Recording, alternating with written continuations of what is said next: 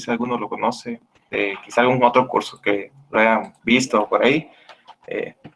Contacté más que todo por considerar que podría ayudarlos mucho con el tema de la generación de código intermedio, y aprovechando también que faltan pocos laboratorios para que se impartan. Creo que con lo que él les va a dar, les va a ayudar mucho a avanzar un poquito más con su proyecto de una manera un poquito más rápida, ¿verdad? Incluso aunque la herramienta y el lenguaje sean un poco distintos, igualmente considero que les va a servir de mucho porque al menos las bases están ahí. Sí, sí, al menos el tema de la gramática ya lo tienen ustedes, y el tema de la herramienta que están utilizando o el lenguaje de programación que están utilizando no debería ser un problema para nosotros ya, para nosotros estudiantes de ingeniería de sistemas, ¿verdad? Entonces le cedo la palabra a Isaac. Gracias, Manuel. Bueno, entonces, ¿confirman si sí se mira mi pantalla? Así es, se ve. Sí, Isaac. Nítido. Bueno, entonces, como ya me introdujo Manuel, mi nombre es Isaac Maldonado. Yo los estaré ahorita acompañando ahí con un vistazo general de la generación de código intermedio.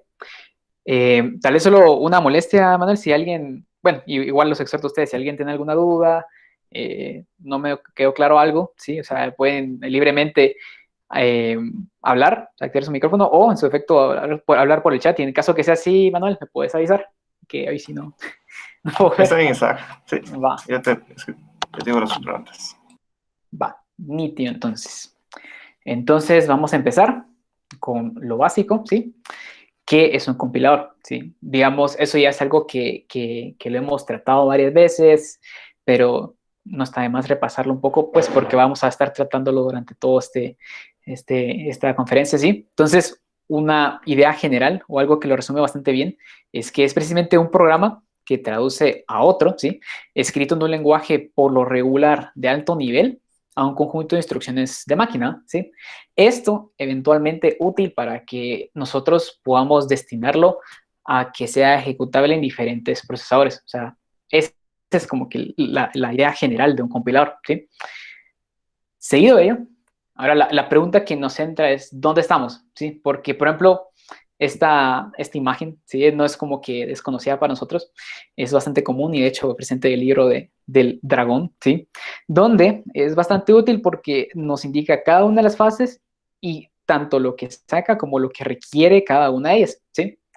Entonces, nosotros como generadores de código intermedio nos ubicamos en este punto acá, ¿sí? Este es nuestro punto donde nos interesa y nuestro objeto de tratar, ¿sí? También para fines prácticos de la conferencia, voy a hacer memoria, refrescar, ¿sí? Que el mismo compilador se divide en dos fases, ¿sí? La primera, que es la fase de análisis, ¿sí? Denotada lógicamente por los análisis léxicos, sintácticos y semánticos, ¿sí? Vamos a denominarle el front de nuestro compilador, ¿sí? Y toda la parte restante, ¿sí? Que es la fase de síntesis, vamos a denominarle el backend, ¿va? El backend. Ahora bien, este punto, nuestro generador de código intermedio, la verdad es que es bastante importante, no solo lógicamente por el tema de que ustedes entiendan que lo tienen que hacer, sino pues en la vida real, por así decirlo, ¿sí? Más que todo porque esto va a ser lo que nos va a generar nuestra representación intermedia, ¿sí? ¿Qué es la representación intermedia? Entonces, más allá de definir la representación intermedia, creo que es más sencillo venir y decir cuál es su propósito, que como aquí lo pongo, ¿sí? Es proporcionar información suficiente para la correcta ejecución del programa original, ¿sí? Entonces, lo beneficioso de esto, o leamos la meta que hoy en día se propone, ¿sí? Es de que nosotros tengamos, pues, X cantidad de lenguajes, destinarlos a una misma representación intermedia, hacer, pues, eventualmente lo que queramos hacer, ¿sí? Aquí en las optimizaciones de la misma representación intermedia, y destinarlo a diferentes backends, ¿sí? Presente, por eso hacía la aclaración al inicio, porque así es como se trabaja, o sea, digamos, un compilador, pues, del lenguaje que ustedes, pues, que quieran mencionar, ya sea Python, JavaScript, etcétera, etcétera, ¿sí? Que ellos disponen de su frontend y a su vez muchas veces, y eso también es como que también a tratar, ¿sí? Diferentes backends, ¿sí? ¿Por qué hay diferentes backends? Pues por el mismo hecho de, como mencioné al inicio, la mismo propósito de un compilador es que eventualmente nuestro código de alto nivel sea ejecutado en procesadores y que ellos mismos lo entiendan. Muchas veces se realizan diferentes backends, pues por la misma diversidad de los procesadores, ¿sí?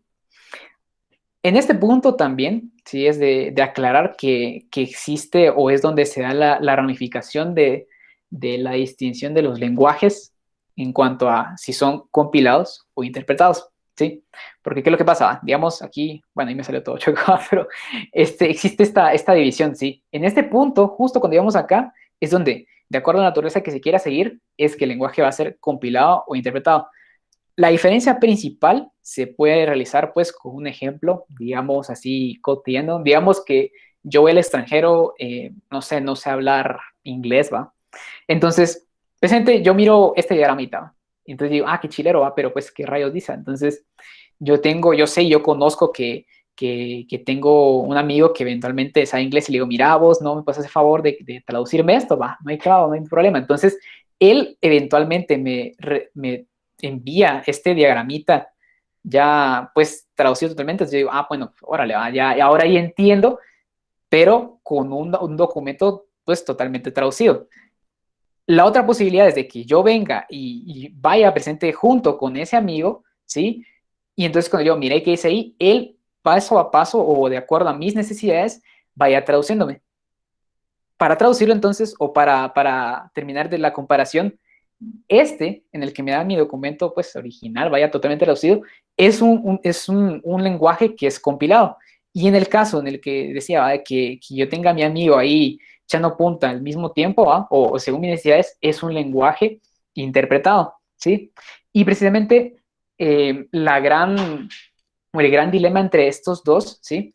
Es de que, bueno, se tenía la idea de que eventualmente vamos a poner aquí bueno, entiéndase que este es el interpretado, ¿sí? Hace uso de una máquina virtual, ¿sí? Y por eso pues, se decía de que este era mucho menos eficiente que pues, porque este ya de una vez estaba disponible al procesador. Sin embargo, con todas las nuevas tecnologías y el nivel computacional que se dispone ahora, pues esta brecha que hay pues, en cuanto a eficiencia se está rompiendo, si no es que igualando, ¿sí? Con métodos de compilación como el Just in Time o el Ahead of Time, ¿sí? Que presente vienen y administran este tipo de compilación. Sí, eso solo es pues para aclarar, pues nuevamente, que este punto específicamente, ¿sí? Es bastante importante y más allá de lo que pues podría parecer. Incluso nos viene a tratar dilemas. Bueno, y pues, ¿por qué no entonces todos los lenguajes vienen y vienen a destinar a un mismo representación intermedia? Esto puesto que, bueno, ese sería el mundo ideal, ¿sí? Pero muchas veces no se puede, pues por temas de licencia, porque o ese es como que el recelo de los desarrolladores, ¿sí? O sea, que su representación intermedia muchas veces es privada, ¿sí? A menos de que exista un proyecto así, digamos, open source y que todos decidan estandarizarlo, va a llegar un punto, es como que una utopía, donde pues todos los lenguajes puedan eventualmente correr en cualquier máquina sin importar, o sea, romper cualquier limitación, digamos, todo el tema de compatibilidad a nivel de software y de compilador, ¿sí? Eso es por mencionarlo como que una curiosidad, ¿sí? Entonces, sí, ahí sería como que donde termino esta parte, donde se mira todo este diagramita, ¿sí?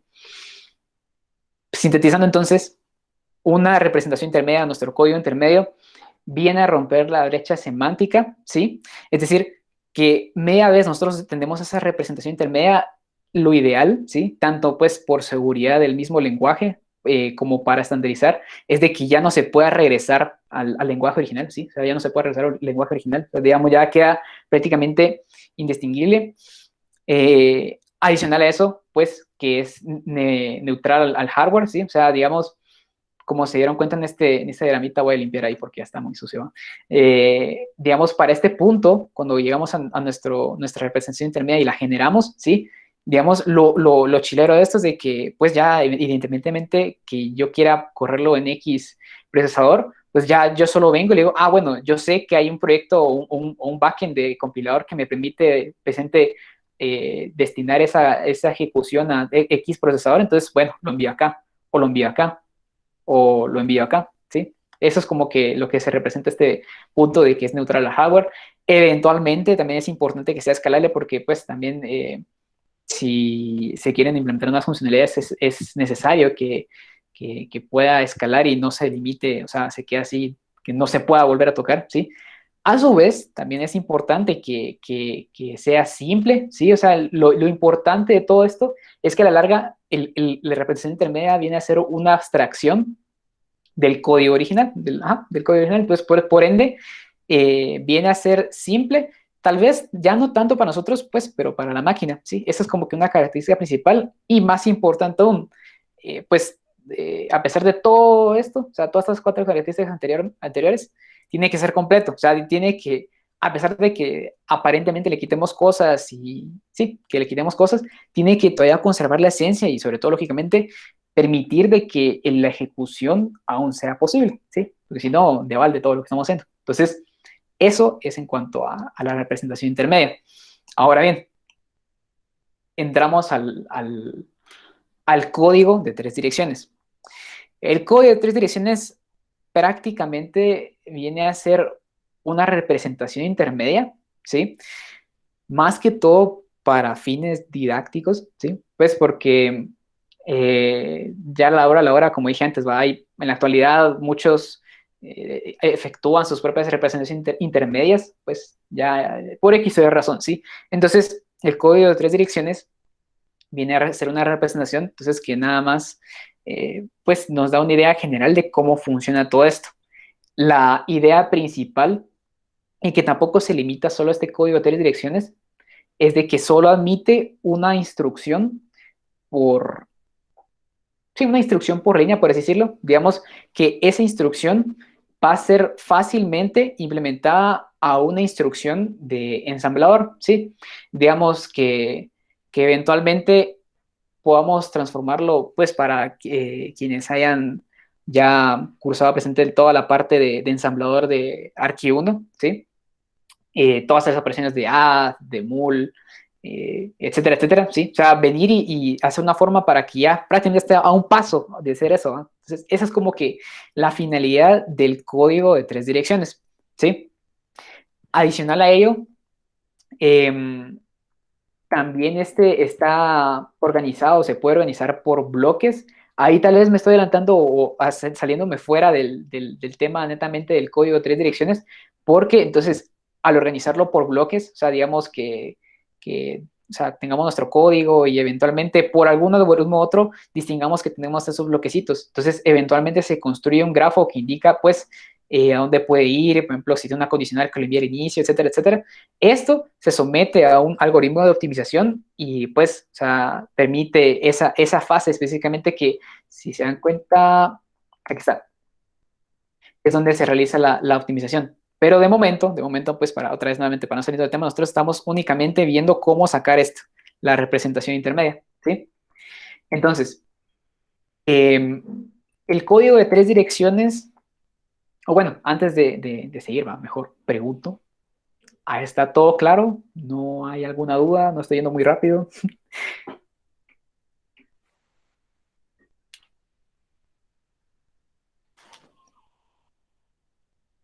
De momento parece que nadie tiene alguna duda, Isaac. Va, está bueno, pues sigamos entonces. Bueno, pues entonces el código tres direcciones, ¿sí? Tiene, por así decirlo, operaciones fundamentales, ¿sí? En este caso, se hace mención de que existen instrucciones de asignación.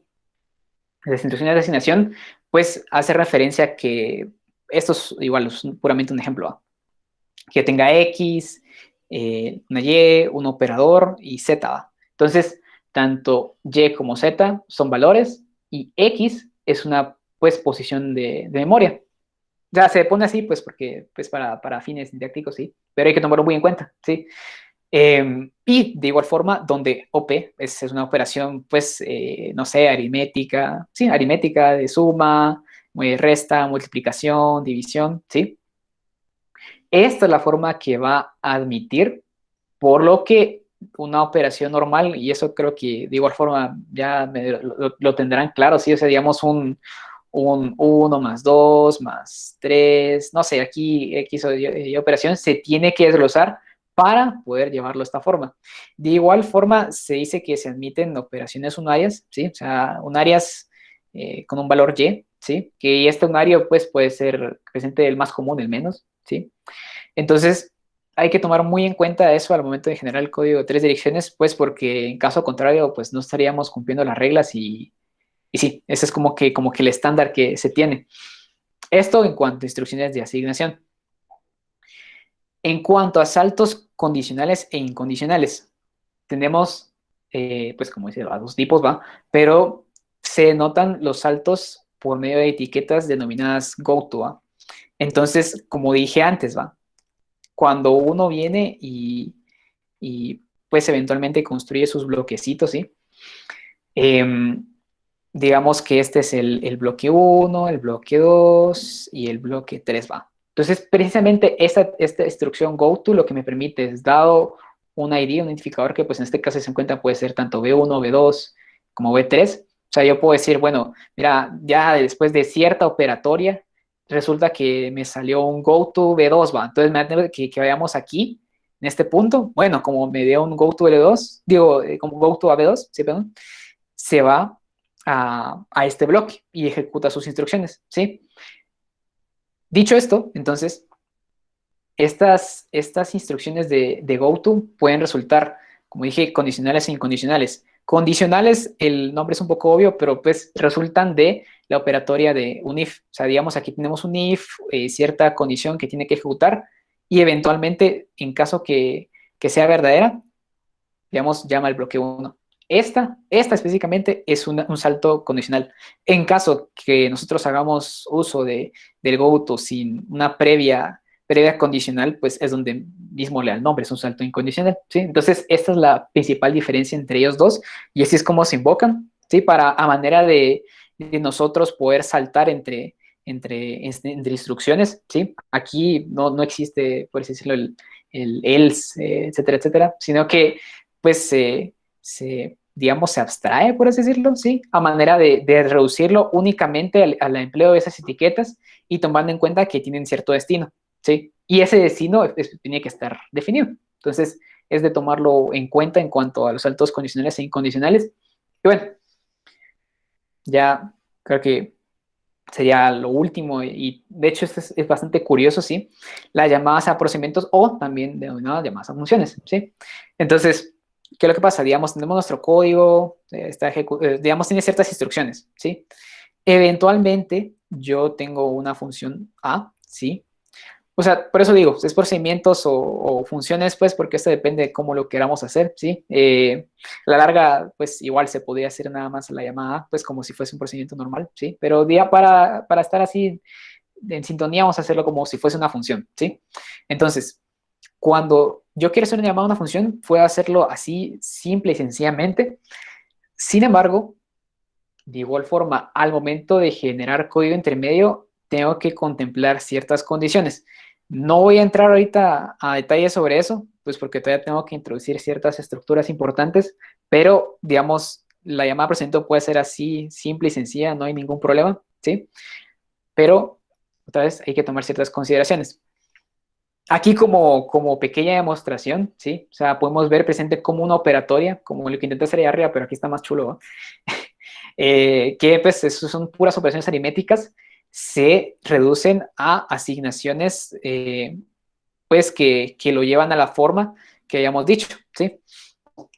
En este caso, si se dan cuenta, vamos ahí, solo así rapidito, ¿eh? Este temporal 2 vino y se asignó a esta parte, este temporal 0, perdón. Luego, T1 contiene 2 y el resultado de la operatoria entre ese temporal. T2 tiene la operatoria entre 1 y el temporal T1. Eso se vuelve T2. Y finalmente, T3 tiene el resultado entre la operatoria del T2 y 10. Todo esto, igual, pues tal vez no lo habré dejado de forma explícita, pero igual ustedes lo han utilizado, es por medio de un árbol, ¿sí? O sea, un árbol, esa es nuestra, digamos, por así decirlo, lo que alimenta la generación de todo esto. Sin el árbol, no podemos hacer todo esto, porque a la hora de recorrer el árbol, es que nosotros podemos, si se dan cuenta, venir y ejecutarlo de tal forma que se respeten pues la jerarquía de operaciones a como nosotros lo establecimos en nuestra gramática, ¿sí? Entonces, ¿se dan cuenta? Paréntesis, la prioridad es el primero que ejecuta, luego la multiplicación, luego la suma, y luego pues como va de izquierda a derecha, finalmente ejecuta el 10. Entonces, eso solo es como un vistazo general de qué es lo que pasa cuando nosotros intentamos generar nuestro código de 3 direcciones, ¿sí? Bueno, dicho eso, entonces, esto es donde está lo emocionante. ¿Por qué? Porque bueno, entonces, esto lo voy a emplear y lo voy a explicar, pues, porque también es de utilidad para saber qué rayos está pasando y saber cómo, o al menos en la medida de lo posible, nosotros simular todo lo que ya haría el programa al momento de entrar en armonía con el stack y el heap. Pero antes, pues, es importante saber, bueno, qué rayos es el stack y el heap. Estas, como bien dice el nombre, son estructuras, ¿sí? Estructuras, pues, pero podemos saber qué son, pero a la larga, estas son alojadas en nuestra memoria RAM al momento en que se ejecuta el proceso, ¿sí? Entonces, ya, independientemente, o sea, digamos a qué va que nosotros lo mandemos, este le va a asignar o va a administrar la asignación del stack, ¿sí? A manera que, pues, queden creadas esas estructuras y ya, él solito se cuenta, por así decirlo, ¿va? Entonces, eh, es importante también saber que al menos el stack es fijo, ¿sí? Digamos, media vez se declara en un principio, no puede crecer, ¿sí? O sea, digamos, eso es como que bastante importante y también por lo que a veces pasa más que todo, pues cuando hay una operación recursiva o... Sí, una operación recursiva es lo más común que llega a dar el famoso Stack Overflow, porque como el mismo nombre lo dice, vamos a intentar así aquí hacer un pequeño esquema rapidito. ¿Va? Esta estructura, pues es una pila, ¿va? Pues dice un stack, ¿va? Entonces, conforme se va llenando, si llegas a ir a su tope, ¿sí? O sea, pues por eso el Stack Overflow presente lo que hace referencia es un desbordamiento de pila, ¿sí? Entonces, eso es en cuanto al stack, ¿sí? El heap es pues, fácil de manejarlo en ese aspecto, pues porque no sufre de este problema. Si este puede crecer como por así decirlo, se le antoje, ¿va? A como vaya necesitando el mismo programa. Sin embargo, este tiene ciertas complicaciones por el hecho de que eh, da lugar a que se junte mucha basura, ¿sí? Digamos, bueno, eso tal vez lo voy a explicar un poquito más despacito, pero es importante saber de que esa misma complicación de que no se tiene, por así decirlo, un orden en un principio sí, no existe un orden en un principio de cómo almacenar así de forma estricta en esta estructura, sí, da lugar mucho a esa generación de basura.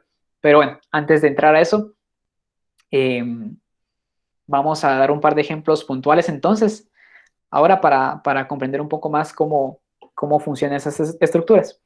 Vamos a poner acá, vamos a borrar lo que tenemos acá. Va. Entonces vamos a seguir esto. Y vamos a hacer un pequeño ejemplo de cómo se almacenaría una variable aquí en el stack, ¿sí? Otra vez, tengamos nuestra pilita, ¿sí? Esta está mejor dibujadita. Y, importante, el stack trabaja en conjunto con un puntero, el puntero del stack, ¿sí? En este caso específico, vemos que está inicializado en 0. Entonces, nosotros tenemos una sentencia, ahora sí, en alto nivel, pues para que nosotros estemos ya en sintonía. Va a ser una, digamos que es TypeScript, va. Entonces, vamos a tener un let a, dos puntos, number, igual a 1. ¿Cómo rayos nosotros venimos y almacenamos esto acá? ¿Sí? Bueno, entonces lo que va a pasar es de que vamos a venir y al momento de verificar, bueno, qué tipo de dato es, ¿va? ¿Es primitivo? ¿Es complejo? Bueno, en este caso, como es un number, es primitivo. Entonces, ¿qué pasa? El stack es bastante recomendado y prácticamente si no se hace así, pues la verdad es que estaría desperdiciando el potencial de. Es bastante útil para almacenar datos primitivos, ¿sí? Datos complejos se recomiendan mejor en el heap, pues porque es como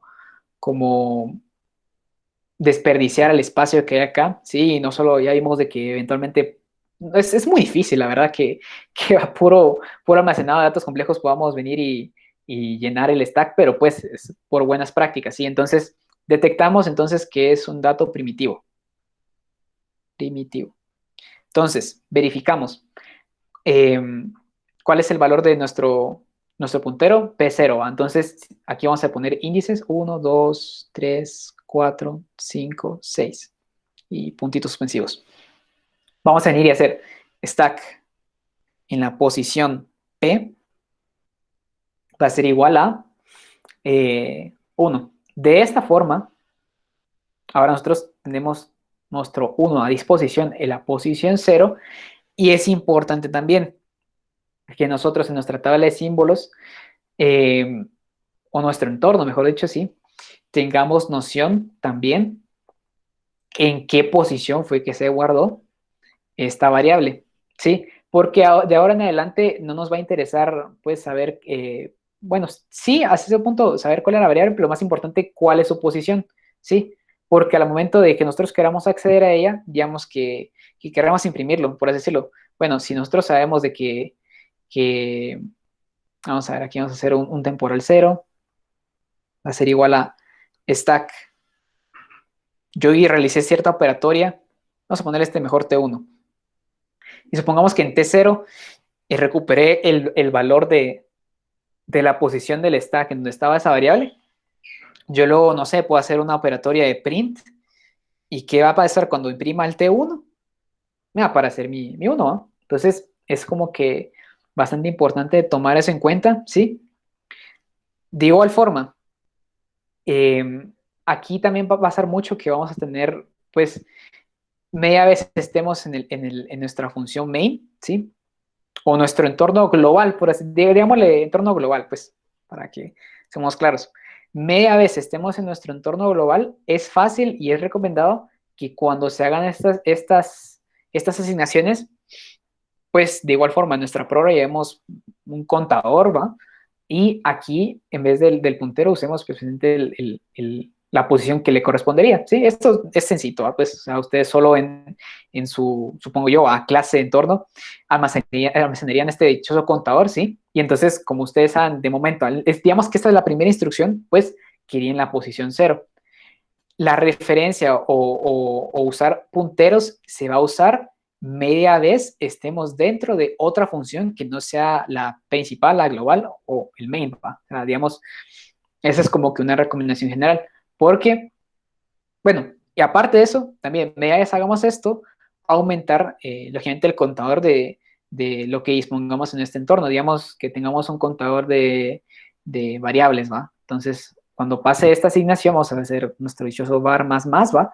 Y entonces, cuando yo quiera hacer, tenga otro let a, digamos, b igual number igual a 2, yo lo que venga y es de que la misma historia, ¿va? Yo haga stack en la posición, ahora lógicamente ya no 0, sino 1 por este mismo contador que yo dispongo, solo lo mando a traer, ¿sí? Y le asigno el 2, ¿sí? En eso se reduciría precisamente toda esta acción de asignar variables al stack en el entorno global y después vamos a ver cómo se hace dentro de una función, pero es como que una generalidad. Ahora bien, voy a explicar así rápido también cómo sería el caso de una variable en el heap, que es presente lo que pasa cuando hacemos un string. Vamos a borrar esto también. Ahí estamos. Entonces, ¿qué pasa cuando tenemos un let? Otra vez vamos a usar nuestra famosa variable a. Esa va a ser de tipo string, igual a, hola, ahí facilito a. Lo que hace esta cosa es de que en el stack vamos a guardar, voy a dejar aquí el 2, pues que el que habíamos guardado antes, ¿va? De igual forma, vamos a comprobar si estamos en el entorno global o estamos dentro de una función, y supongamos que ahorita estamos en el entorno global, viene y lo que hace es de que en el stack, igual esta es, se me fue una C, perdón. Esto también tenemos que hacer nuestra comprobación, ¿va? ¿Este tipo de dato qué es? ¿Primitivo o complejo? Ah, es complejo, ¿va? Entonces, en el stack, lo que voy a hacer es, ahorita nos tocaría el número 2, va a guardar el puntero del heap. ¿Qué puntero? Aquí se me olvidó ponerlo, ¿va? Pero pues el heap también tiene su propio puntero y que va incrementando. Supongamos nuevamente que ahorita tenemos en 0. Entonces, tenemos en stack, en la posición 2, tenemos el puntero del heap. ¿Cuál es su valor? 0. En nuestra metadata, igual en nuestra tabla de símbolos, es importante pues que sepamos de qué tipo es, porque entonces cuando nosotros queramos hacer una operatoria de acceso, vamos a saber que si nosotros venimos y hacemos, por decirlo igual, la misma historia temporal, va a ser igual a stack en 2, este valor de T0 no es el valor del string como sí, sino que es un valor que hace referencia al puntero a una posición de el heap. El heap, digamos, visualicémoslo también de esta forma. Una estructura así. Entonces, aquí me adelanté un poco, pero pues media vez nosotros guardamos el puntero, procedemos a venir y en cada carácter que tenga nuestra cadena, vamos a ingresarlo acá. Si lo ingresamos, hacemos una operatoria pues para aumentar el valor de heap. H va a ser igual a H más 1. Siempre operaciones así, pues por la misma razón que dije antes, son el código de 3 direcciones admite operaciones de la forma X, Y, operación Z, para respetar esto, ¿sí? H, O, L, A. Esto en realidad se guarda como su valor respectivo en ASCII, ¿sí? Eso es bastante importante tomarlo en cuenta. La verdad es que no me acuerdo cuál es el valor numérico de cada una de estas letras, ¿sí? Pero es importante que nosotros guardamos esto o se guarda como su valor numérico, ¿sí? Y para denotar que este es el fin de la cadena, pues porque nosotros esa es otra cosa que hay que tomar muy en cuenta cuando ya estamos trabajando con esto, ¿va? Nosotros generamos código intermedio, pero no nos interesa para nada qué rayos se está ejecutando. Nosotros solo tenemos que, nuestra tarea, como bien dice el nombre aquí arriba, es hacer un generador de código intermedio, ¿sí? No es hacer un intérprete, no es saber que... Perdón, me emocioné. No es hacer... eh, no saber qué rayos estamos haciendo, sino simplemente generar código, ¿sí? Entonces, nosotros no vamos a saber si eventualmente, si digamos, le hacemos una suma modificamos esta variable cuando termina, ¿va? Entonces, o su tamaño, mejor dicho. Entonces, para indicar eso, perdón, ahí, utilizamos un -1, ¿sí? Eso es como que un valor recomendado, pues, porque ese -1 no corresponde a ningún carácter así en ASCII, ¿sí? Entonces es como que un bastante buen indicador de que no hay nada ahí o se termina, ¿sí? -1, ¿sí? Entonces, ahora sí, regresando, cuando nosotros vengamos y accedamos a nuestro T0 que tiene el puntero, se encuentra 0, tiene el puntero a nuestra posición 0 del heap, ya solo es de que yo tenga igual, no sé, una función que eventualmente haga algo parecido a T1, va a ser igual al heap en T0, luego, no sé, incremente mi T0 y así vaya presente recuperando cada uno de los valores. Si yo deseo imprimirlo, un print a T1, ¿Y qué pasa? Voy a parar de recuperar valores hasta que me encuentre con un -1. Eso ya es puramente prueba que toca hacer, pero es la lógica que uno debe entender pues para que eventualmente funcione, ¿verdad? Entonces, eso es en cuanto al almacenamiento de variables, tanto primitivas como complejas, y cómo se manejan en el stack y en el heap. Ahorita voy a explicar también cuál es el proceso para cuando se llama una función, pero no sé si alguno tiene alguna duda ahí.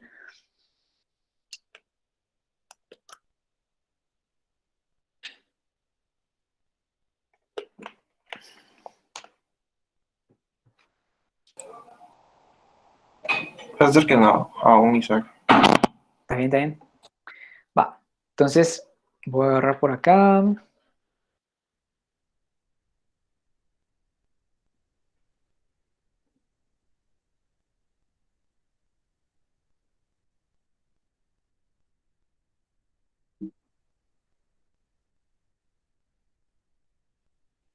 Ah, juepuchis. Bueno, aquí se guardaron los apuntes sobre la diapositiva. Pero bueno, entonces vamos a intentar hacer tal vez una hoja que esté más desocupadita. O intentamos hacerlo por acá. Bueno, ¿qué pasa entonces? O tal vez puedo pintarlo de blanco. Vamos a ver.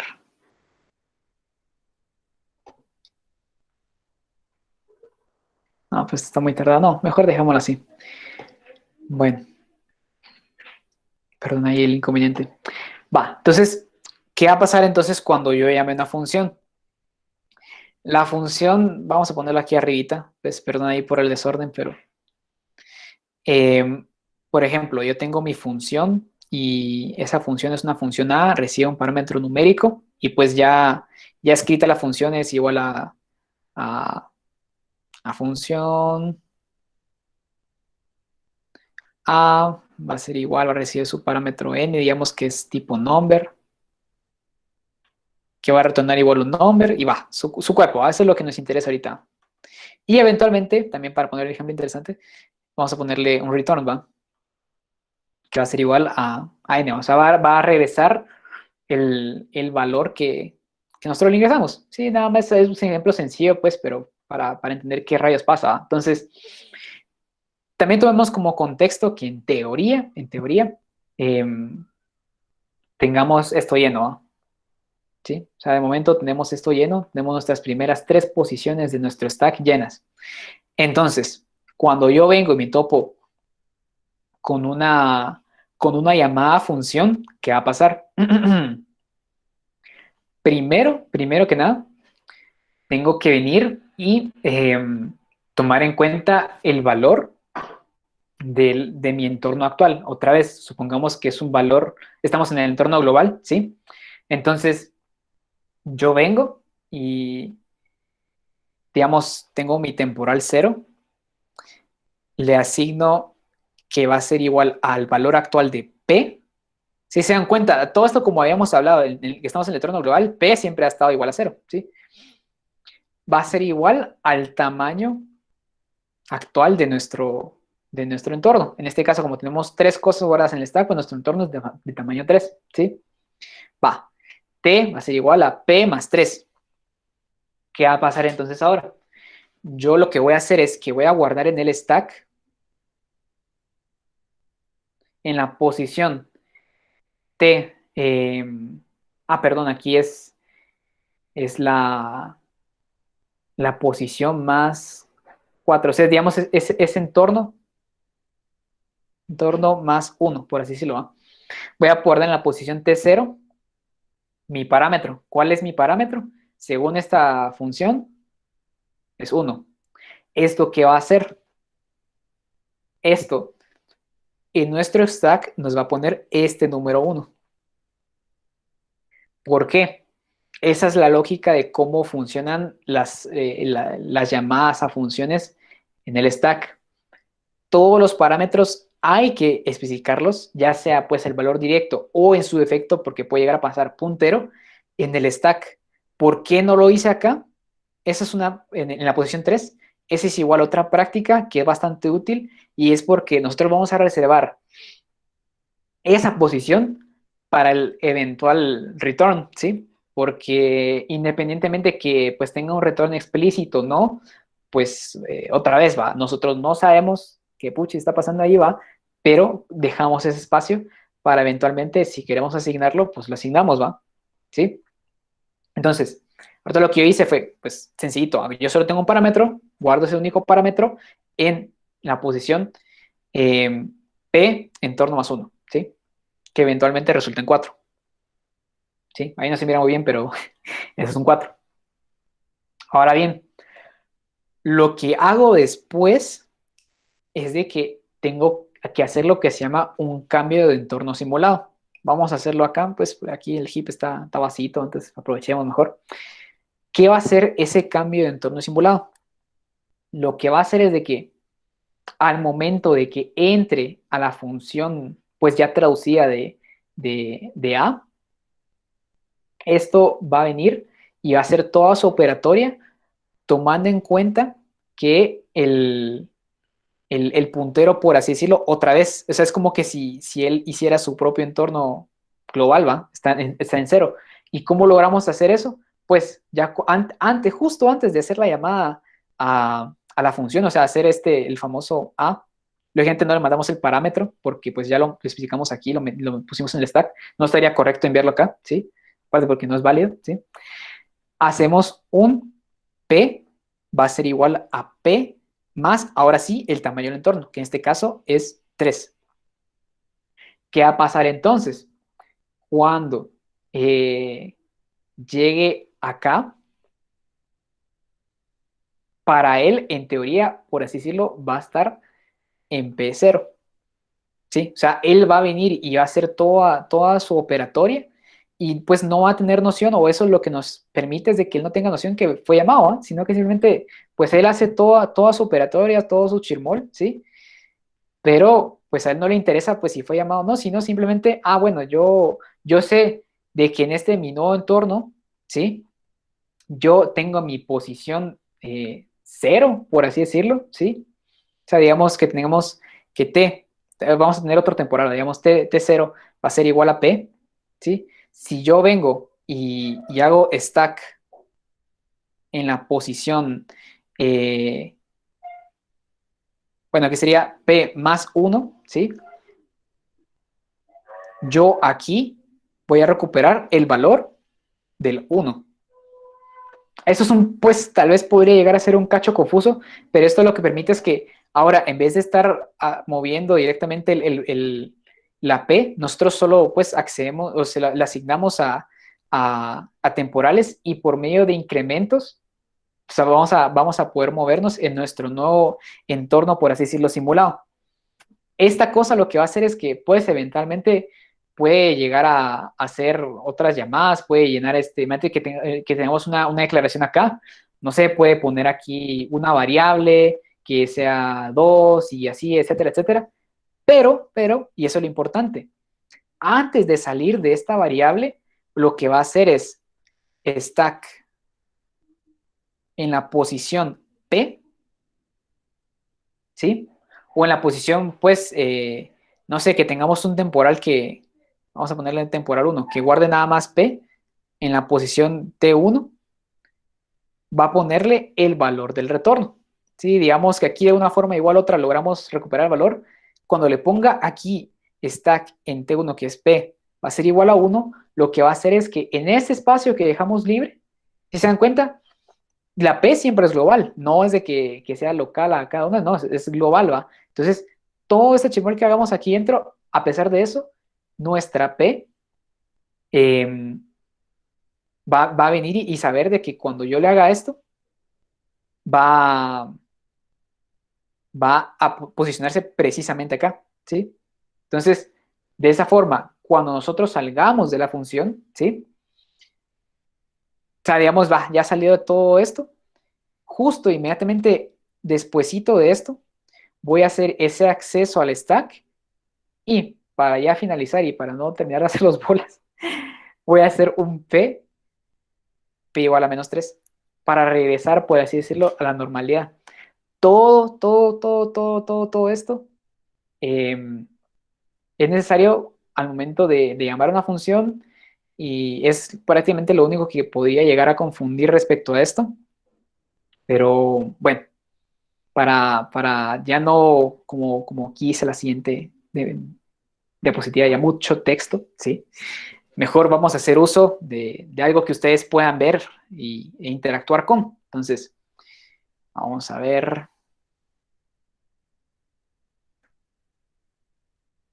Aquí les voy a dejar en el chat. Esta es una app, me dicen si no tienen problemas para ingresar a ella. Y especialmente una demostración así, por así decirlo, en vivo, de todo lo que hemos estado platicando. Va. Vamos a hacer otra vez nuevamente una declaración de una variable, ¿sí?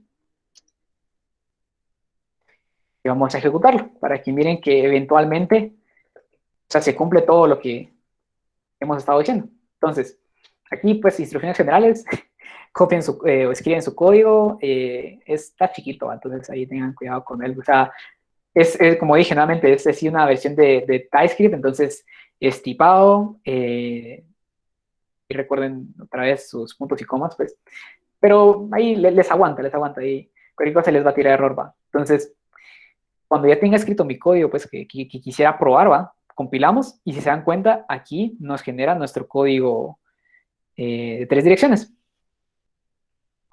Precisamente lo que hablamos. Se dan cuenta, esta es una declaración de variable. ¿Qué tengo que hacer para declarar una variable? Acceder al stack. Como está el entorno global, le pongo 0. ¿Qué hacer? Igual a 1. ¿Qué hago después? Y esto no lo platiqué, pero pues, o sea, es cuando yo quiero venir a recuperar un valor, y en este caso quiero imprimirlo, ¿sí?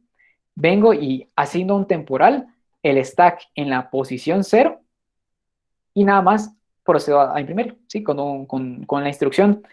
Pues en este caso, pues yo le puse printf, puede ser como ustedes quieran, ¿sí? Lo importante es, al final de cuentas, es de que, otra vez va, el código de 3 direcciones es una representación de lo que eventualmente se puede llegar a transformar a ensamblador, ¿sí? Entonces, media vez ustedes le pongan algo que ustedes identifiquen que lo van a entender ustedes, ¿va? O saben qué está pasando, pues está bien, va.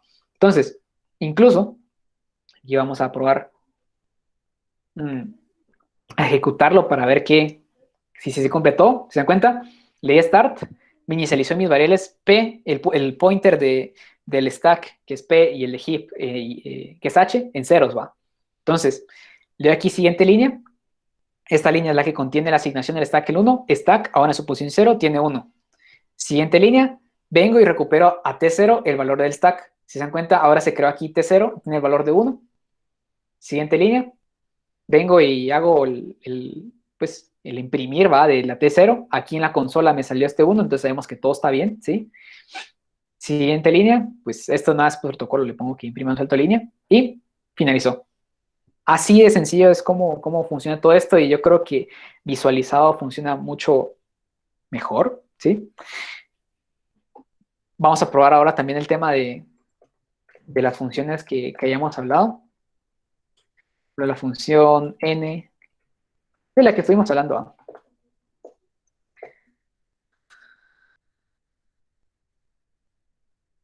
Y vamos a invocarla, mandándole un 1. La compilamos, dice que todo estuvo bien, ¿sí? Y la misma historia. Nos queda nuestro main, que es a la larga nuestro entorno global, ¿sí? T2, si se dan cuenta, como aquí no tengo ninguna asignación nada parecido, aquí viene y de una vez accede o intenta adelantarse, ¿sí? Vamos a iniciarlo, perdón. Sí está. Viene y le asigna T2 el P más 1, ¿sí? Entonces el pointer apunta a 1, o el T0 apunta a 1, ¿sí? Le damos siguiente, ¿sí? El stack en la posición T2 va a ser igual a 1. Si se dan cuenta, el 0 o el stack en la posición 0 no está definido, pero es por el mismo hecho que la fórmula que hablamos aquí arriba, ¿eh? Que cuando nosotros queramos llamar a una función va a ser entorno más 1. ¿Cuál es el tamaño de nuestro entorno ahorita? Hasta ahorita, 0. Es 0 más 1, 1. Entonces, ya con eso puede venir y asignar al stack en esa posición el valor 1, que es nuestro parámetro. luego hace el cambio de simulado, como dije yo, que es el P igual a P más el tamaño del entorno. En este caso es 0. Entonces, ahí podrá parecer, pues, ¿y para qué pucho lo pusiste? ¿Va? Pero esa es otra cosa. Ustedes cuando generen código intermedio, no se preocupen, o sea, ustedes generen cuanto a ustedes se les pegue la gana. Media vez, si ustedes saben que funciona, pues generen todo el que quieran. Para eso va a eventualmente servir la fase de optimización, porque entonces, con la fase de optimización, ustedes bien fácilmente pueden venir, identificar y eliminar todas estas operaciones que no son importantes, o sea, y que a la larga solo hacen tumulto ahí, ¿va? Entonces, pero sin embargo, es importante tenerla ahí, al menos para nosotros como diseñadores de representaciones intermedias, para saber que eventualmente sí se está ejecutando lo que tiene que ejecutarse, ¿va? Entonces, sigamos, aquí viene, ejecuta la instrucción del cambio de entorno. Siguiente línea, hacemos llamada a la función, nos vamos a la función, ¿sí? Y esto es lo que les decía. Ahorita de momento tenemos que T1 tiene el valor de P más 1. T1 es igual a 1 entonces. Entonces, como nosotros venimos y asignamos en el stack, en la posición 1, nuestro parámetro, lo que hace ahí nada más es venir y asignarle a T1 la posición en la que él sabe que está nuestro parámetro, perdón, para eventualmente recuperarlo, asignárselo a T0. Sí, aquí está T0 bajito, ¿sí? Asignarle al stack el return, ¿va? Porque pues aquí no hicimos ninguna instrucción adentro, ¿va? Sino que simplemente le hicimos un return, ¿sí? Entonces, al stack en P, por otra vez, ¿va? Porque P sigue siendo 0, ¿va? Entonces, para que ahora el 0 aquí esté definido, ¿sí? Si se dan cuenta, lo hizo.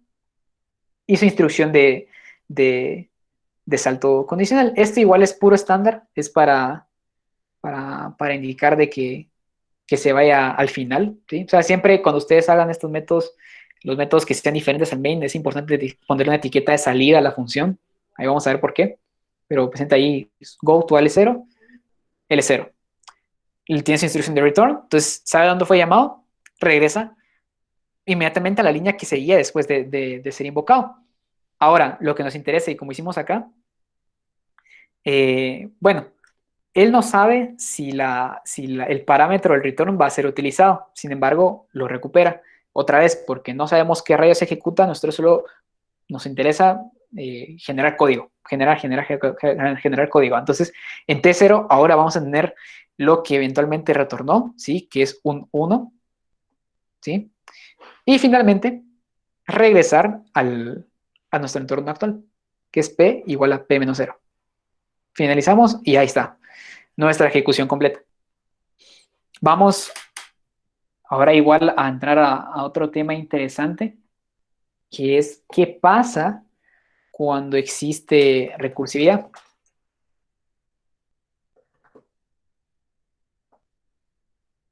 Escribí esta función rapidita que nos va a servir para representar esa recursividad.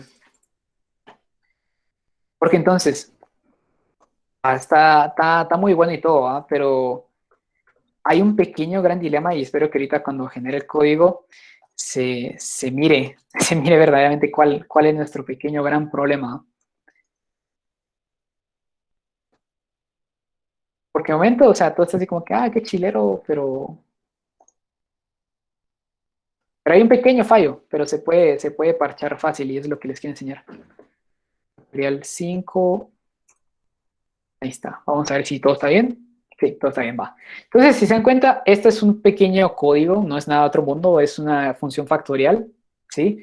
Que sí, es una función que todos conocen, va. El factorial, si es igual a 0, retorna 1, si en caso que no, pues sigue ya haciendo llamado a la recursividad, haciéndole la resta respectiva, y eventualmente nosotros nos interesa que lo imprima. Entonces, si queremos ver que funciona, pues aquí podemos darle a finalizar ejecución, ¿va? Y si tira 120 que corresponde, ¿va? Ese es el resultado, entonces todo está bien, o sea, nuestro código sí funciona, porque esto también es importante, ¿va? Verificar que a pesar de todo el chimol que hayamos hecho, o sea, sí funcione.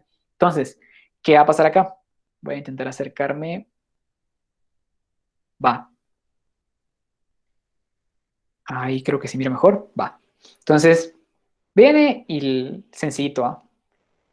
hace el P igual a más 1 porque viene y asigna a la va a asignar a la posición 1 para pasar al parámetro del stack, ¿sí? 5, no hay ningún problema. Viene y como invoca una función, hace el cambio de entorno, ¿sí? Llama factorial. Aquí, si se dan cuenta, igual se le pueden, ustedes pueden añadirle comentarios a su código, pues, para que no se pierdan en qué rayos están haciendo, porque esa es otra de las características que dije antes, ¿va? Cuando uno hace código intermedio, si se dan cuenta, este código es de 7 líneas, este es de 47, ¿va? Entonces, es muy fácil también, a pesar de que sea en teoría sencillo, perderse con todo lo que hemos generado al momento, ¿va? Entonces, t igual a 1, la asignación de t con el p más 1 es la misma historia para recuperar el primer parámetro, y primer y único parámetro que tenemos, ¿sí? Ahora bien, aquí ejecuta pues una instrucción, un salto condicional que corresponde a una traducción sencilla de un if, ¿sí? Si se dan cuenta, si es igual a 0, eso inclusive es hasta fácil identificar. Si t, o lo que recuperó el parámetro, el x, es igual a 0, salta a L1, ¿sí? En caso que no, salta a L2.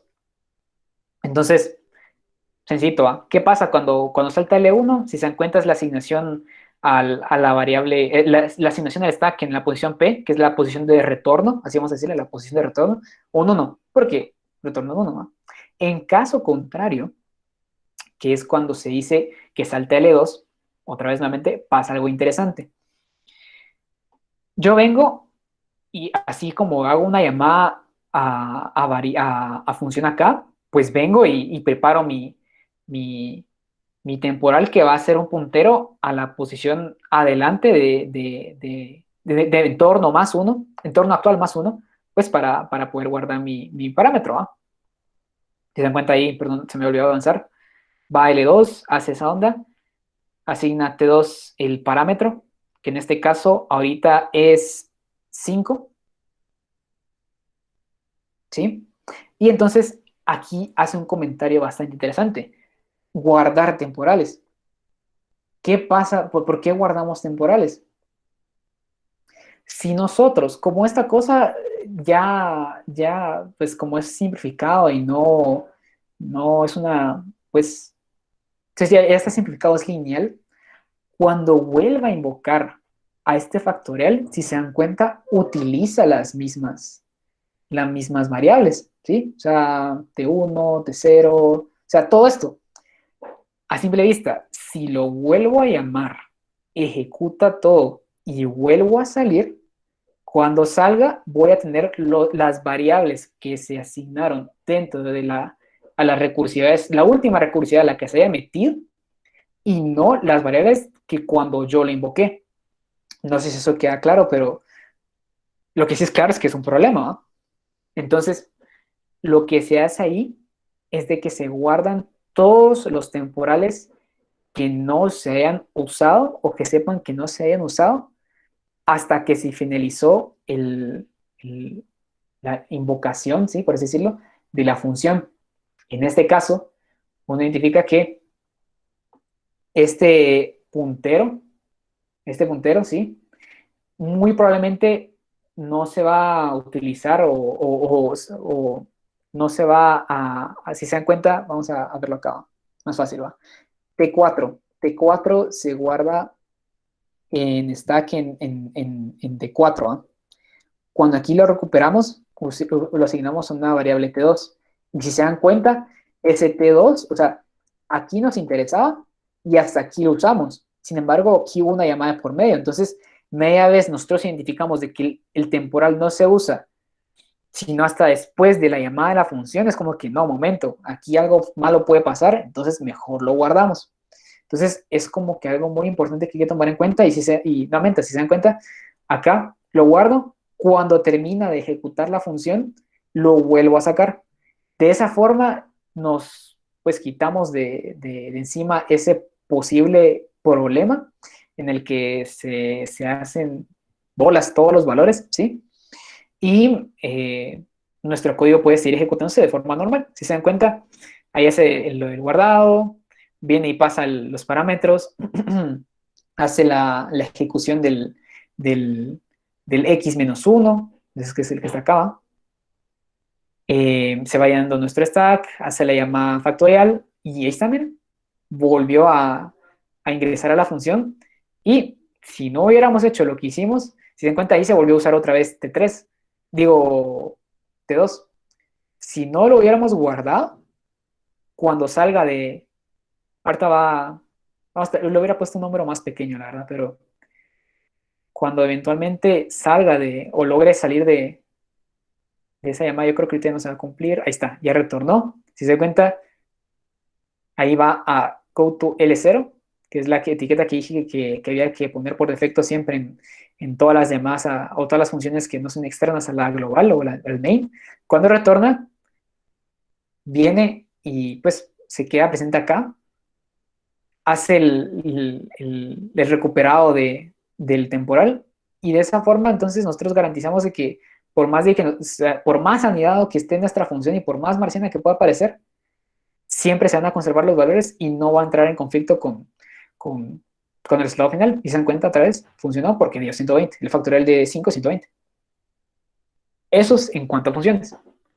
Y yo creo que para finalizar, y ya de último, pues se vio, pero las condicionales tampoco son cosa de otro mundo, sí. Por ejemplo, si yo puedo hacer aquí perfectamente y lo voy a hacer más grandecito, ¿no? Si 1 es igual a 1, vamos a hacer en la que estoy aquí. Voy a compilarlo.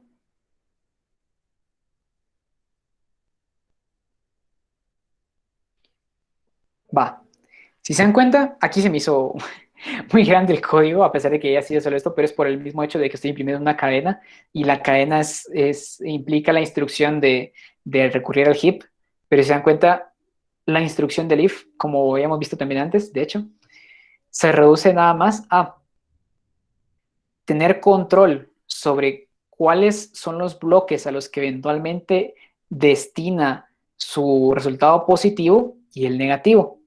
Aquí se dan cuenta, en el caso que sea positivo, lo redirige al bloque L1, y en caso que sea negativo, al L1, o sea, no hace nada.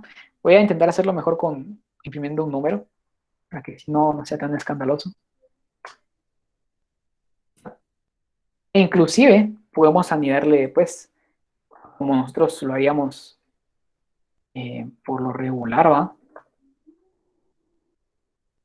Más condiciones. Entonces, si se dan cuenta, lo que hace es que las va evaluando, por decirlo, pues, pusito a pusito, ¿va? Primero, evalúa la del 1 es igual a 1. En caso, imaginemos, de que sea verdadera, y en este caso, como se trata de un AND, nosotros venimos y lo mandamos a L2, porque la condición de un AND es que se cumplan las dos. Entonces, si cumplió esta, ahora le va, bueno, pero tienes que cumplir todavía la otra condición que hay. ¿Y cuál es la otra condición que hay? Es 1 diferente de 1. En ese caso, pues si se dan cuenta, ya media vez evaluado es verdadero, pues yo lo mando a su etiqueta verdadera. Pero todo eso es un registro interno, pues de donde eventualmente tengo que venir y destinar mis etiquetas, tanto verdaderas como falsas, porque eventualmente esto igual puede ser un cacho confuso, porque a veces se puede generar una cantidad excesiva de go-tos, y luego te quedas como que, bueno, ¿y a dónde rayos se suponía que tenía que ir, va? Entonces, este manejo específico permite que sea de forma mucho más sencilla, y pues tampoco si se dan cuenta, al menos los saltos son bastante fáciles de seguir. Probemos igual inclusive también con una declaración de tipo número. ¿Qué pasa si yo quiero hacer esa comparativa? O sea, con una variable. ¿Se dan cuenta? Aquí la misma historia. Como yo declaré una variable, la asigno al stack, está en el entorno global, nítido, es un 0, entonces quiero recuperar la variable, tengo igual almacenado su metadata, que es un 0, en donde está la posición, lo guardo en un temporal que sea T0, y la comparación, en vez de hacerla netamente con el 1, la hago con el temporal, ¿sí? Y se encuentra es exactamente lo mismo.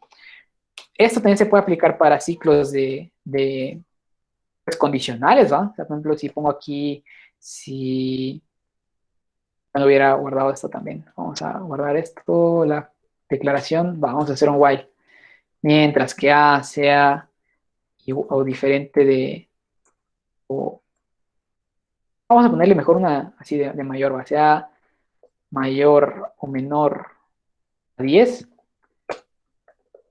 imprima algo, o que imprima, por así decirlo. Si se dan cuenta, pues todas las sentencias de control, en este caso como el while, se reducen a puros saltos. Digamos, en este caso el del salto, el del while, perdón, defino una etiqueta al inicio, que hace mi etiqueta que eventualmente me va a decir cuando ejecute todas mis instrucciones, que vuelva a evaluar la condición. Porque si se dan cuenta al inicio, pues solo está la etiqueta L0 y no la uso para nada. Y seguido de ello está esta condicional en donde yo recupero el valor de la variable. Importante, tengo que recuperarla acá y no arriba de esto, porque si lo vuelvo a regresar y adentro se llegó a modificar esta variable, pues esta solo va a tener el valor original, que sería 1, no va a tener el valor que eventualmente se puede llegar a estar modificando. Eso es importante, ¿va? Entonces, vengo, recupero el valor, hago la condicional que, o sea, eso es lo chilero, que se puede distinguir bien qué estamos haciendo, ¿va? La condicional ahí de que A sea menor que 10, en caso que se cumpla, mándate a L1, que en L1 imprimir A. ¿Qué tengo que hacer para imprimir A? Recuperar A en un temporal 1, lo imprimo y luego vuelvo a L0.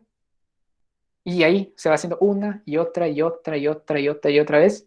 Y hasta que no se, y cuando eventualmente ya no se cumple, lo mando a L2. ¿Qué es L2? El final del while. Así se puede hacer con el while, el do while, un ciclo for. Lo podemos hacer aquí un let y el clásico, ¿no? Un let igual a 0 y sea menor a 10 y más console.log igual a i, por así decirlo, ¿sí? A ver, aquí me dijo que había un error. A ver, estoy pasando aquí algo por alto. Tal vez tenés que tener líneas y tal tipo. Ah, sí, cabal. Así ahí me lo dijo, vamos. Va. Entonces, sí, poca confianza en mi programa. Se dan cuenta, entonces, el for es exactamente lo mismo, ¿sí? Tal vez solo por este pequeño apartado es que se pueda uno, pues, confundir, ¿va? Pero, pues, si se dan cuenta, aquí yo vengo y le asigno al, al T0, al stack en la posición T0, el 0, que sería la representación de esta declaración de variable. Luego me toca ir a L0, que es donde yo vengo, recupero ese valor de la variable que recién guardé, ¿sí? La evalúo para cumplir este pedacito precisamente. En caso que se cumpla, lo mando a L1, ¿sí? En caso que no, lo mando a L2, que es el final, y ejecuto instrucciones.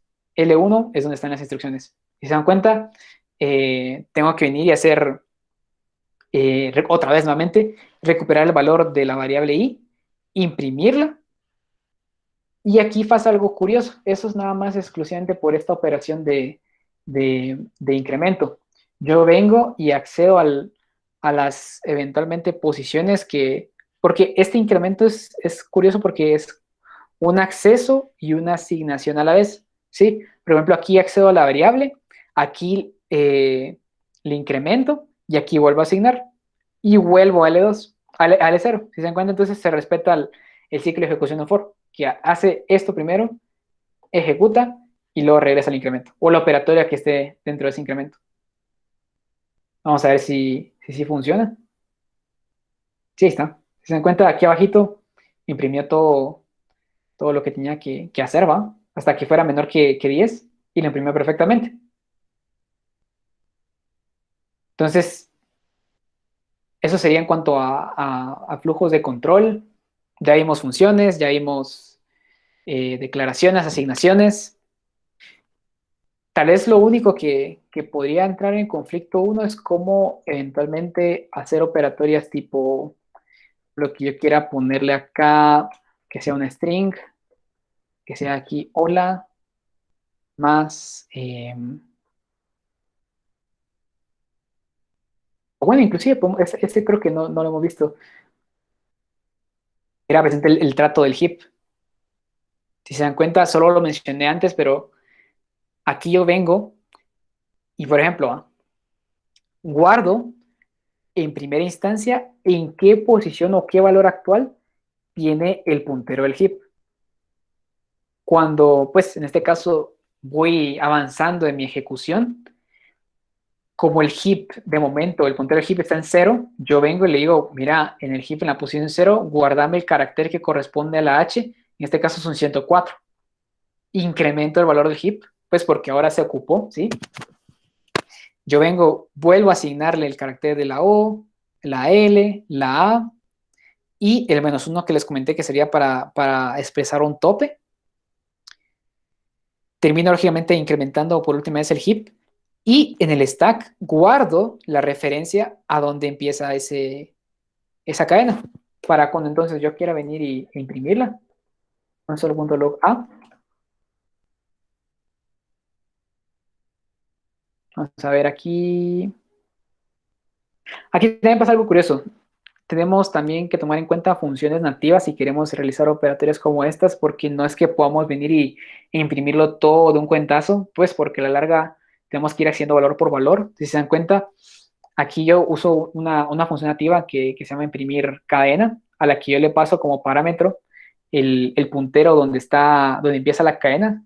Y si se dan cuenta aquí, media vez ingresa, recupera ese parámetro y estas nada más son funciones tipo las que uno hace en Assembler cuando uno quiere presente hacer toda esta, desplegar datos.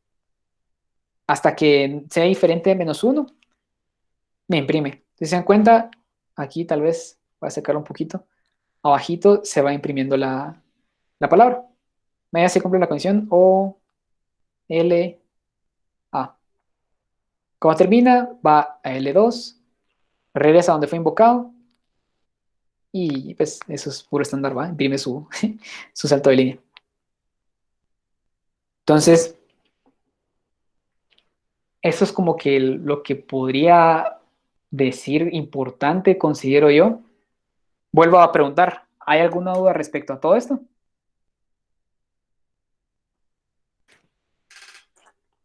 Solo habían comentado si podré, si vas a compartir el código. Pues ahí vos mandás.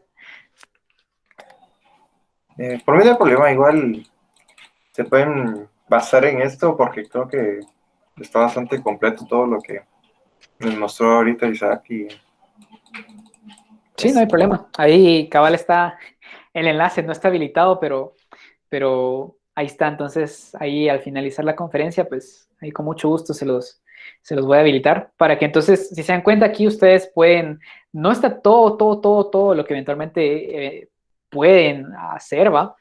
Pero les da nuevamente una idea muy general. Y como dije al principio, la representación intermedia, pues no importa qué lenguaje estemos hablando. Yo puedo ahorita estar hablando de TypeScript, ¿va? Pero si ustedes tienen otro lenguaje, o sea, pueden guiarse respecto a qué genera o qué sale cuando hacen X operación y pues, o sea, manipularlo a manera de que resulte de la misma forma. Entonces, es, es por eso digo que todo esto es bastante interesante y, y bastante, pues, portable, por así decirlo, porque entonces se rompe la barrera de qué lenguaje fue el que lo invocó originalmente y nos topamos con algo que pues ya puede ser manipulado para nuestros propósitos, ¿verdad? Entonces, sí, creo que sería esa mi comentario conclusión, a menos que alguien quiera agregar algo más, creo que con eso ya finalizamos. bueno, vamos a dar unos minutos, tal vez alguien se anima también a activar su micrófono y contar alguna cosa. Aquí Raimundo pregunta, ¿el heap además de almacenar el ASCII de cadenas almacena algo más?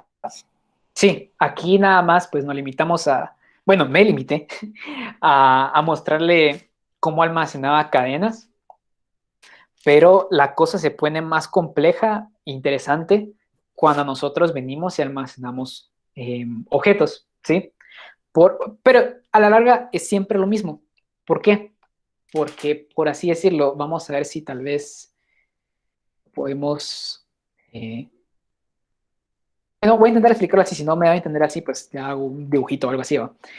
Em, lo que va a pasar cuando vos almacenes objetos es de que vos pues tenés atributos, ¿sí? De cajón, todo ese objeto va a estar almacenado en el heap. Ese es como que el spoiler, va a estar almacenado en el heap. Sin embargo, ¿cómo nosotros podemos saber pues dónde está cada cosa? O sea, si yo tengo pues una clase, o perdón, un objeto de eh, alumno que tiene nombre, apellido, carnet. Entonces, yo lo que voy a hacer es de que en el heap voy a reservar punteros. Esos van a ser valores en el heap que esta vez, a diferencia de si se dan cuenta cómo se llena acá el heap con el string, van a ser referencias a posiciones en el heap donde eventualmente van a estar almacenados nuestros atributos. ¿Sí?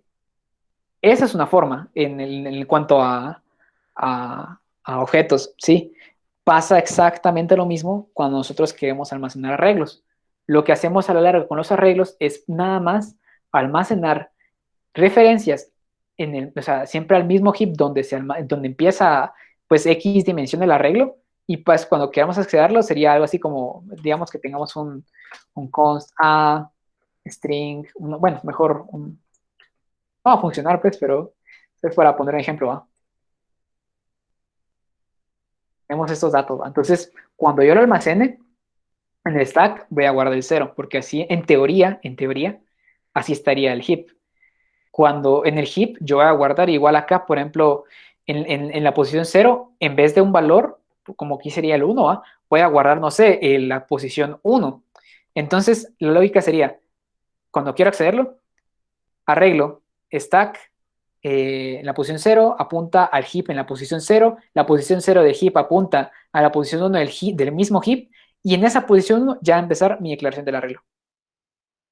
Esa es como que la lógica que pasaría cuando queremos tratar otros tipos de datos que sí usan el heap, y sí, que ese sería el proceso de cómo acceder a ellos y almacenarlos. No sé si ahí aclaré un poco tu duda.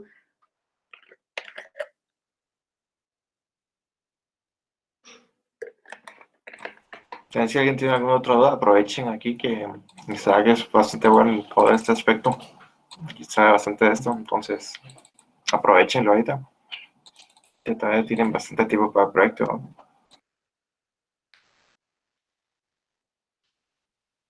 Siempre mucha ahí, no se chiven.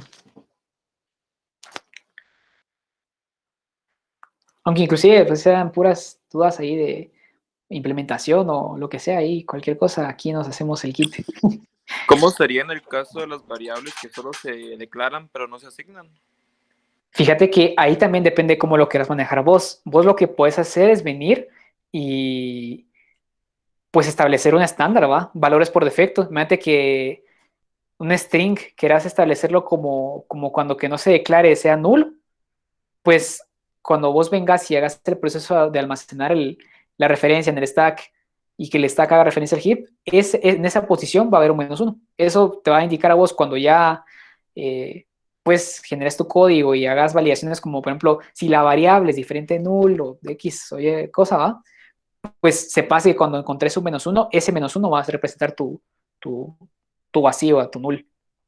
La misma historia puede pasar con números, ¿va? O sea, vos también decidís si quieres ponerle un -1, un 0, ¿va? O como vos quieras. Ahí la verdad es que es como a vos se te facilita y sepas de que esa cosa está vacía, pero esa podría ser una posible solución. Gracias. Bueno. También ahorita Raimundo preguntó otra vez, que bueno, Raimundo, las posiciones de stack y heap se pueden reescribir. Sí. De hecho, pasa algo curioso y tal vez vamos a ver si puedo ejemplificarlo acá. Vamos a ver. Vamos a ver, vamos a ver. Vamos a escribir una función. Una función, va, la misma historia, ¿va? Nuestra dichosa y querida función en A. Vamos a hacer nuestro return, n, y aquí vamos a hacer algo, vamos a llamarla, y eso no lo hice antes, vamos a declarar algo acá. Entonces, vamos a compilarlo. Aquí, más allá de qué es lo que genere, vamos a ver qué está pasando aquí del lado derecho, ¿va? Pues, va. Ahí viene a asignar el parámetro. Saben que mejor voy a también poner diferentes valores para que se distinga. Vamos a poner aquí un 5. Y solo por las moscas vamos a crear otra variable aquí c, que va a ser 10. Entonces, empezamos. Venimos y pasamos primero, como siempre, ¿va? El parámetro a la stack en la posición en tamaño de entorno más 1, ¿sí? Entonces, stack tiene 1. Llama a, hace todo lo que tenga que hacer en A. Sin embargo, si se dan cuenta, lo que vamos a hacer ahora es de que sale la función y como tenemos declaraciones, se dan cuenta, yo en la posición 0 voy a declarar la variable 5 y en la posición 1 voy a declarar la variable 10. Y es que esa es una de las cosas bastante interesantes del stack, al menos en cuanto a llamada a funciones. Media vez se llama una función y sale la función, se reescribe todo. No, y eso también lo hace por el mismo hecho de que como tiene espacio limitado, y es buena práctica, sí, el mismo, pues, en teoría, va, ya igual en la vida real, o sea, lo que hace es que sobrescribe todo, ¿sí? Entonces, ¿se dan cuenta? Aquí, media vez ahí de la función, a pesar de que tenía valores ya establecidos en el stack, cuando declara variables, se sobrescribieron y no hay ningún problema. O sea, cuando yo quiera venir y acceder a esta variable, tanto la variable C como la D, no hay ningún problema. No, como ese es el actual valor que tiene el stack, se sobreescribió, no hay ningún conflicto y todos felices. Entonces, la misma historia pasa con el heap, aunque con el heap hay algo bastante también curioso. Y vamos a ver si podemos hacerlo acá. Vamos a crear una variable de tipo string y vamos a ponerle aquí temp, y para fines prácticos. Y vamos a compilarlo. Vamos a iniciar y vamos a finalizarlo. Es que no lo llamé.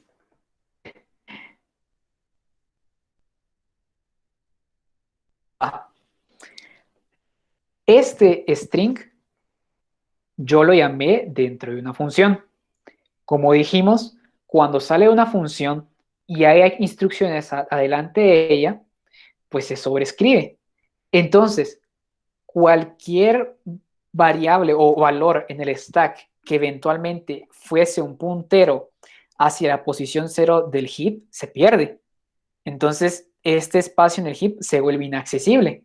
Eso no es ningún problema, sino nada más es como un fenómeno curioso porque entonces esto lo que da lugar es una segmentación de memoria, que lo que eventualmente pues, genera lo que se conoce basura. Yo creo que lo comenté antes, pero ahorita ya con esta demo creo que queda mucho mejor, ¿sí?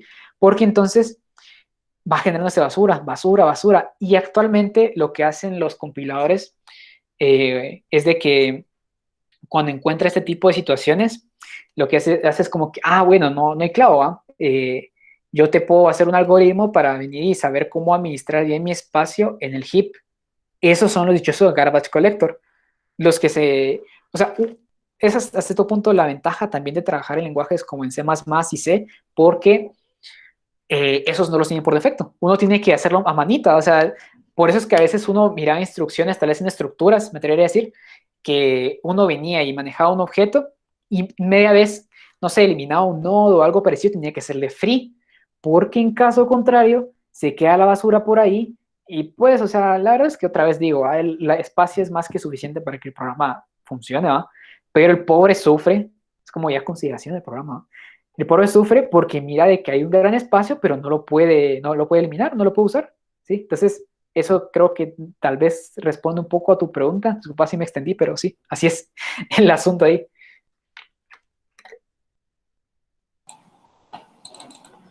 Gracias, Isaac. No sé si alguien más tiene alguna otra duda para que aprovechen ahí.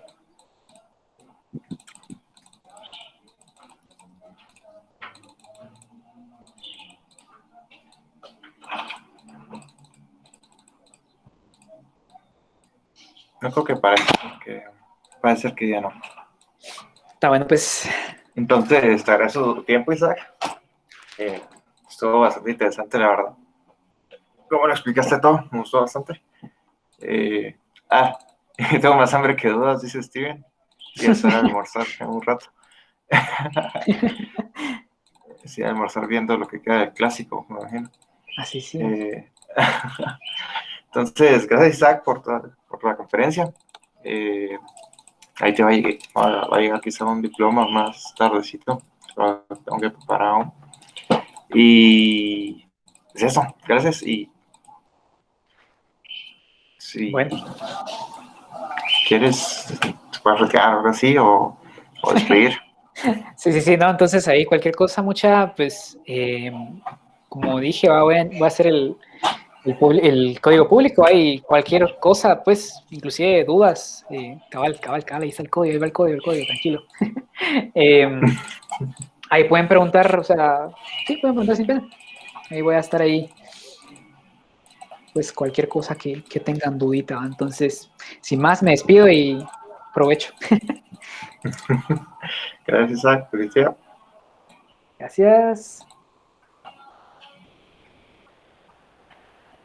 Bueno, para los que queden, para los que estén viendo la grabación de la conferencia y demás, ahorita ya iniciamos con los 20 minutos de laboratorio normal, que todavía nos quedarían.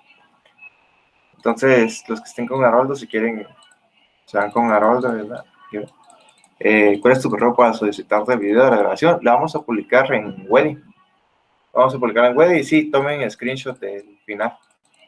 Ahorita que aún está Isaac presente, quizá comparten su pantalla para que le tomen screenshot con la conferencia ahí.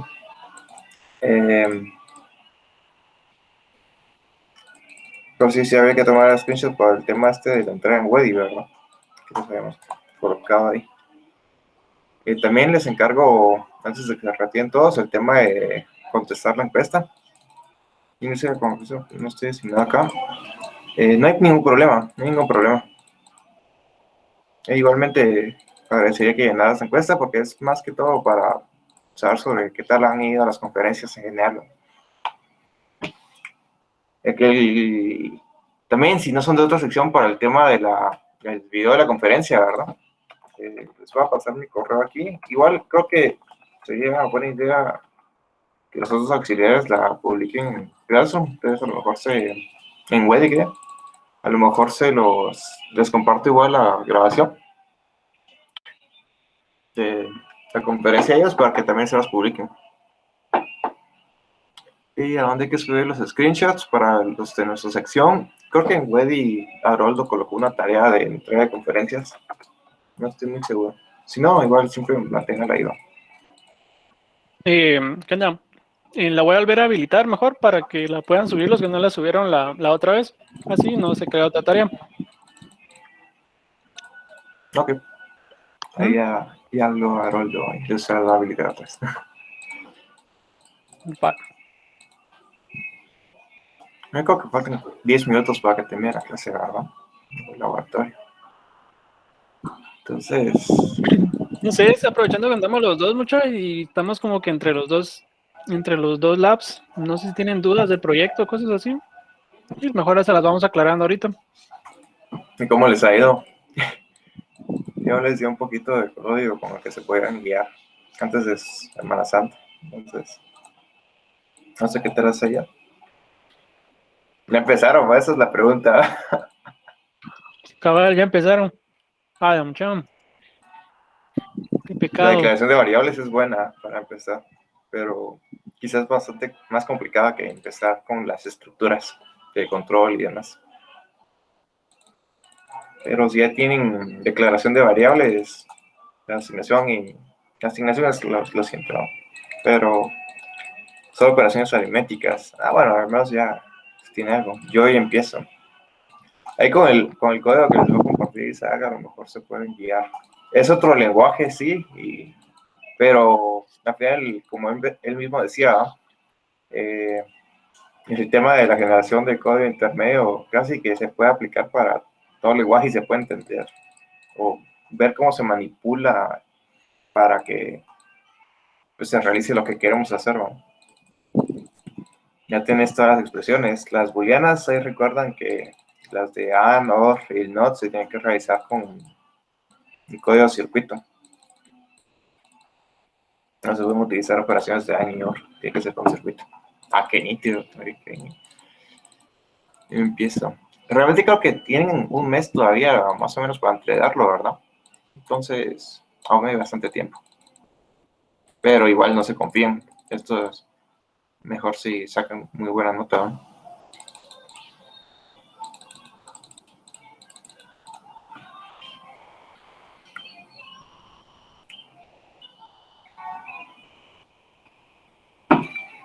Me llegaron de ahí pronto por tu correo.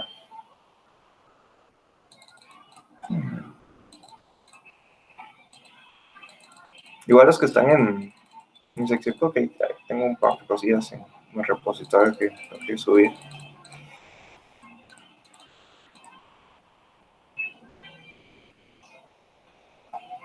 Y porque no salí de la grabación, me va a poner esta vez.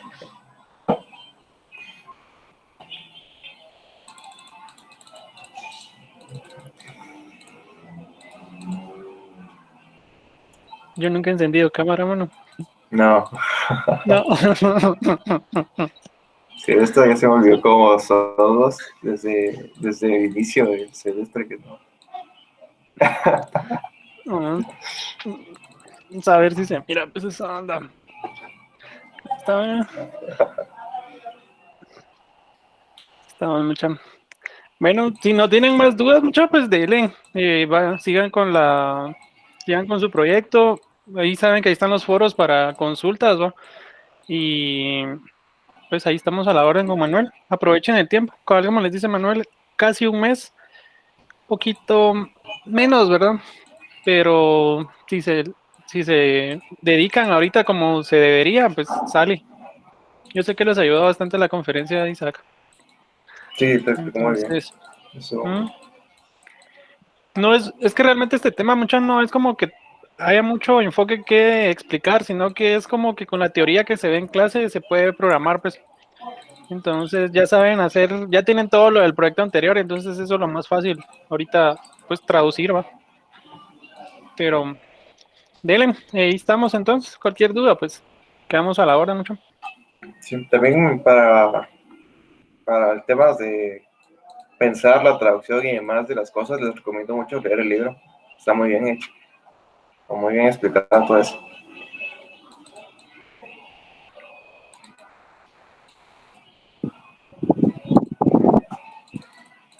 Igual pueden así hacer pruebas de cómo lo hizo con el enlace que él mandó. Si alguien no tiene el enlace de su página para que lo prueben, ahí está. Dice que tuve un clavo en el proyecto 1 con las funciones de sanidad, solo me funcionó bien con las de sanidades.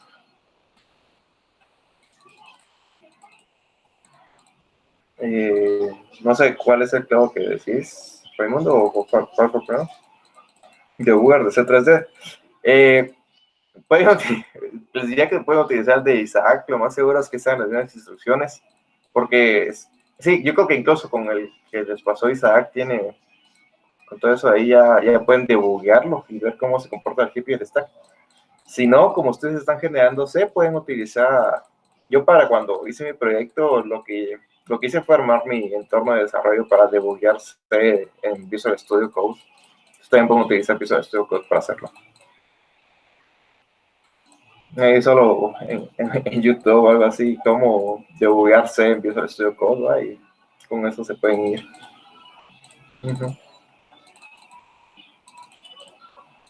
Igual no pierden mucho con el debugueo, ¿verdad? Pero si les falla algo.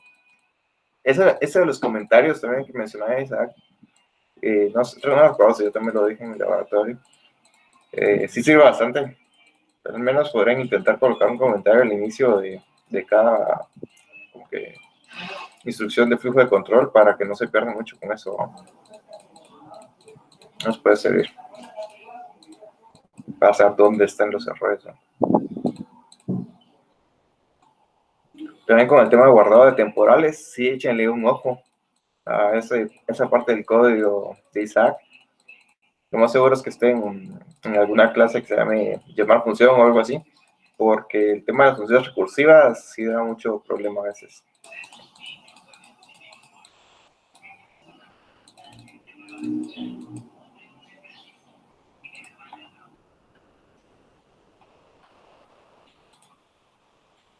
Todavía no está todavía para subir en el PDF. No sé si lo hizo Rolo, ahorita todavía me imagino que no, ahora No, en un ratito lo habilito. No, en un ratito lo habilito y van a tener el resto del día para hacerlo. No se preocupe.